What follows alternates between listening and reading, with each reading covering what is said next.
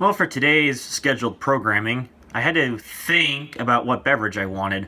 So, unfortunately for those who thought that I am a critic and I'm always striving for, I decided I'd go a little different. Save some of that and get some of this. So, that ought to freak some people out thinking that, oh yeah, Man's Need a Trip 2017. Well, there you go. There's your pun for the day.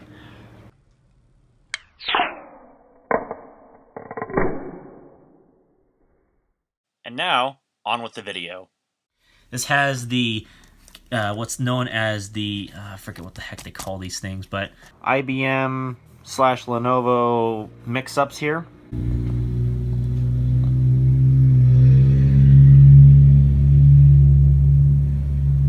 Holy crap, bud, man, put an exhaust in your car. Sounds like ass!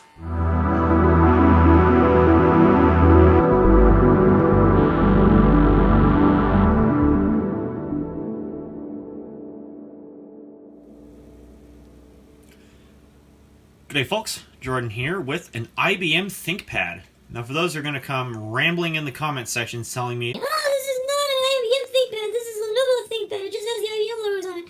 well, let's go ahead and take a look at the bottom. Of course, got to cover up the Windows XP license. So you see any Lenovo branding anywhere on the bottom? I don't.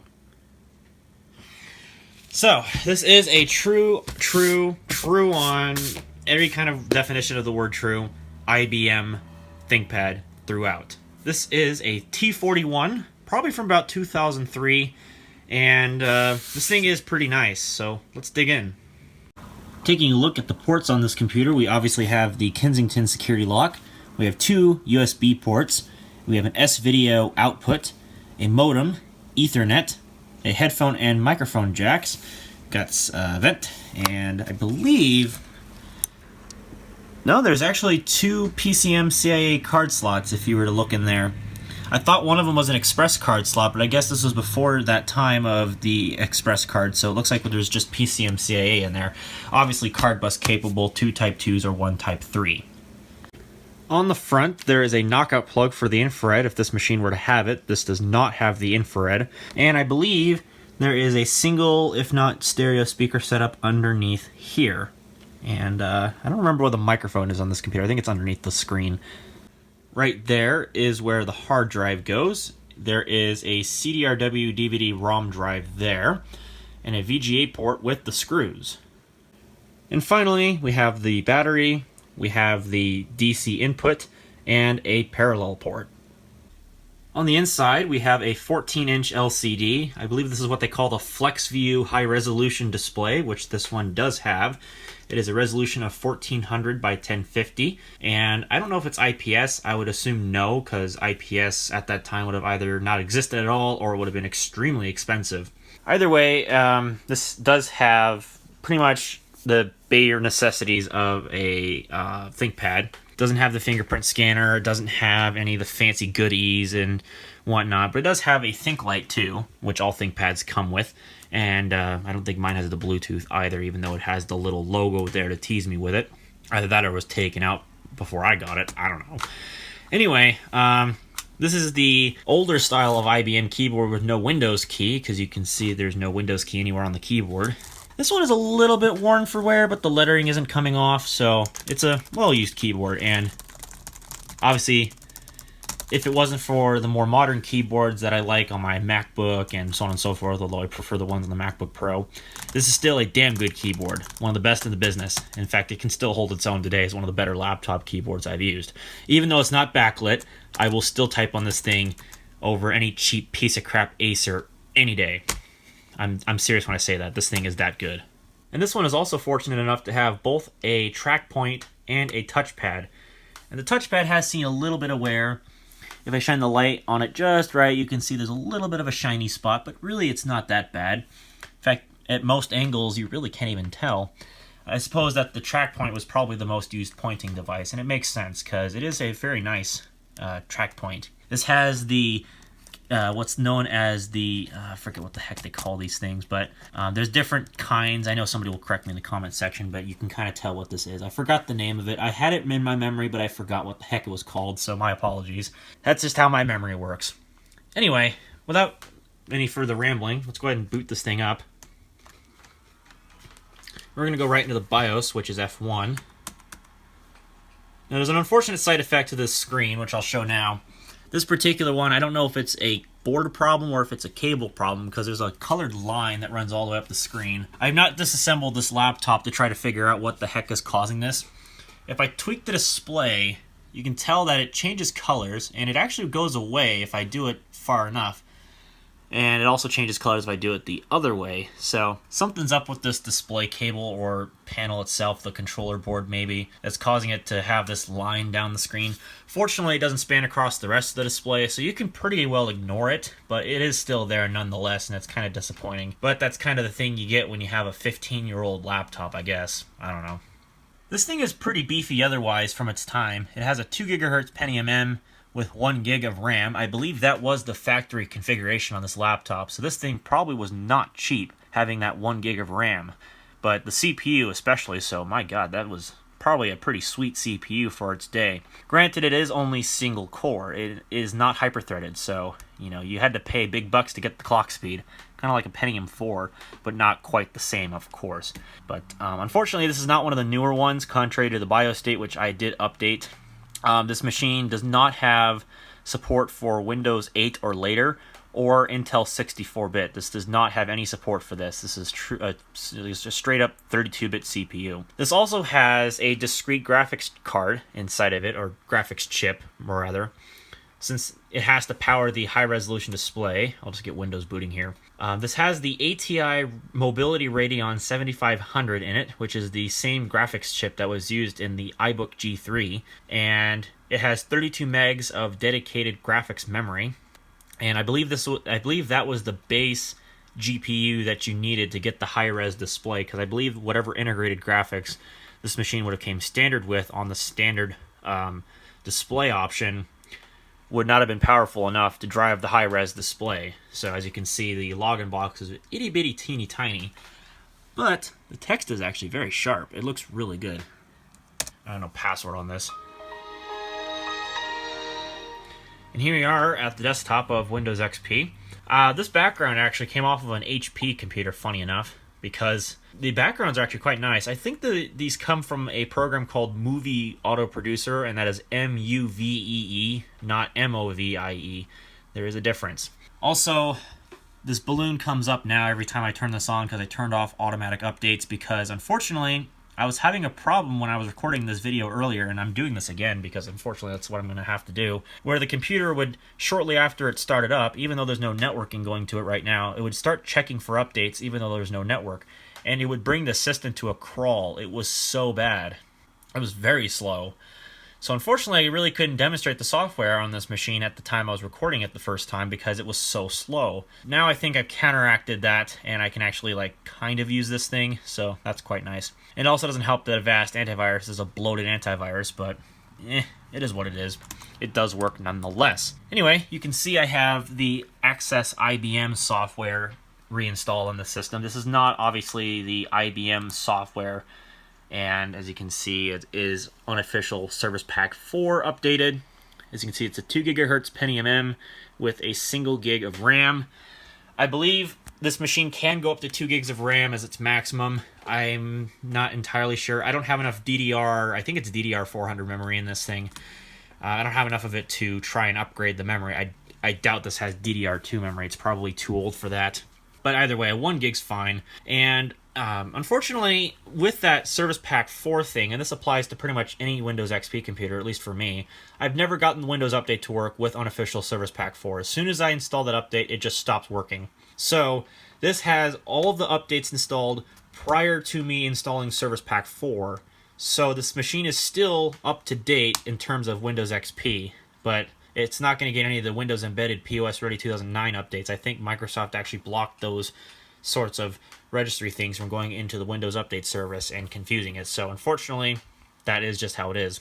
So most likely, there's going to have to be some kind of workaround for that if people want to get those security updates working again. Although, knowing my luck, it probably still won't work, knowing my internet connection.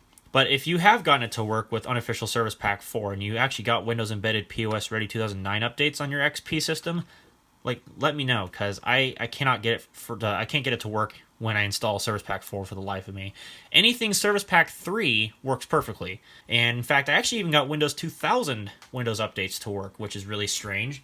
I thought those would have stopped working ever since they blocked the thing from 2012 onward. But no, you can still get Windows Update working in Windows 2000, which is just crazy. And I might do that on a real computer at some point. But anyway, that's another video for another day. But unfortunately, I really can't get the updates to work under XP with Service Pack 4. But if you have, let me know. I'm curious to hear.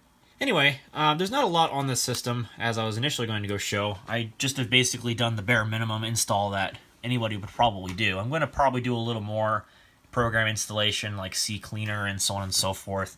Just get some utilities on here. But as you can see, I have the antivirus, I have Microsoft Silverlight, I have the audio driver, ThinkVantage stuff, which I'm not sure what that applies to. I think that's the hotkeys. Oh no, that's the docking station utility. That's right. So, I believe I got all the hotkeys working, so if I press function spacebar, as you can see, the resolution of the display changes, although I'm not sure why it cropped to the middle of the screen. It's supposed to overscan the screen and render it properly while the screen is at this resolution. I'm not sure what the heck is going on with that right now, but for some reason it's not working. It's supposed to change the resolution to 1024 by 760, no, 800 by 600, that's the resolution I'm thinking of. And it's supposed to scale it across the full screen. So for some reason, I guess this display scaling thing is turned off inside the BIOS, so I'm gonna have to change that. Some of the other hotkeys include turning off the monitor. As you can see, it turns it off completely. It even has a little dialogue there telling you that. You turn it back on by pressing function F3. It then obviously turns it back off again, because when you press a key, it turns the screen back on. I believe pressing function F4 puts the machine to sleep, which you can see it did right there, and there's the beep that ThinkPads do when they go to sleep. And then you turn it back on by the power button. It beeps again, and there we go. Wakes right back up. I think function F5 has something to do with the wireless. Oh, interesting. Update the driver for the wireless adapter. That is the newest driver. Well, that's weird. Oh, weird. It does have Bluetooth in it. What? Oh, that's bizarre. Well, I just learned something new, ladies and gentlemen. My machine actually does have Bluetooth. Okay, then. Oh, that's new. Well, cool. I guess I have an extra feature that I didn't know that I had. So, alright, well, I guess I'll let that driver install. Function F7, I believe that just changes where the video output goes. If you had an S-Video monitor connected, it just switches to S-Video. Press it again, it goes back into the internal display, as you can see there by that little diagram. And function F12 does hibernate. I'm not going to do that because that'd take too long. There's also the Think Light, which as you can see is up there. If I turn it on, you can see this has the white LED in it. Other ThinkPad models had the amber LED. I don't know what models in particular would have had the amber LED, but this one has the white LED.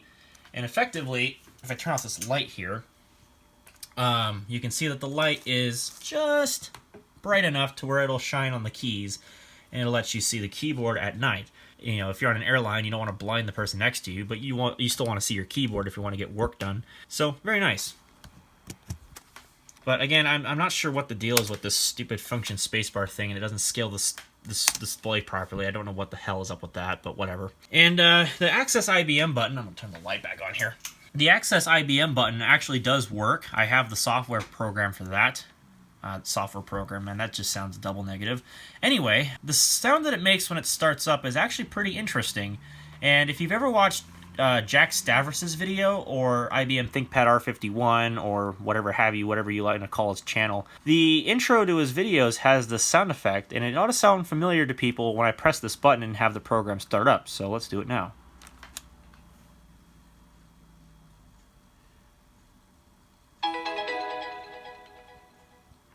So if anybody watches his videos, that sound effect ought to sound very familiar to you, because it's the same exact thing. Basically, all this does is it allows you to learn about your ThinkPad, configure settings, update it, get some support if you need it. Basically, it's just your kind of common courtesy thing that you get with a high-end laptop like this. I'm not sure what kind of updates would be available for this machine. That'd be kind of interesting. I'm actually half tempted to try something really stupid with this machine, too. I do have the drivers backed up, so I can always reinstall the drivers if I need to re-download them onto this machine if I reinstall XP.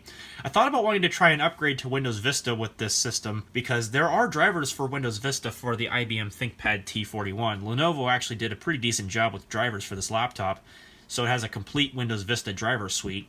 And I thought about actually wanting to upgrade this to Vista and see how all this updates, all the driver updates and all that stuff works. I want to see how much of it works after I upgrade from XP to Vista. That ought to be an interesting video. So if anybody wants to see that, let me know down below in the comments section, because that actually wouldn't be a bad idea. It'd be a pretty interesting little video nonetheless. So that's basically what this program is. It's apparently not even the full size of the window it's supposed to be in. This is designed for the high-res display. I believe there would be a smaller window that would be useful for the low-res panel, which is 1024 by 768 on the lower end models, or an option that you didn't have to get the high-res display. Although this one probably had the 1024 by 768 display as standard, but it got upgraded to the high-res display. So who knows? I think that's about all I can really show on this computer. There's really not too much in the way of anything on this machine that I could demonstrate, just because it's otherwise fairly clean install of Windows XP. So I think for now, I'm going to go ahead and shut this computer down, and we're going to end the video here. So I do appreciate you guys taking the time to stop by and watch this video on an IBM ThinkPad T41, and I'll see you in the next one.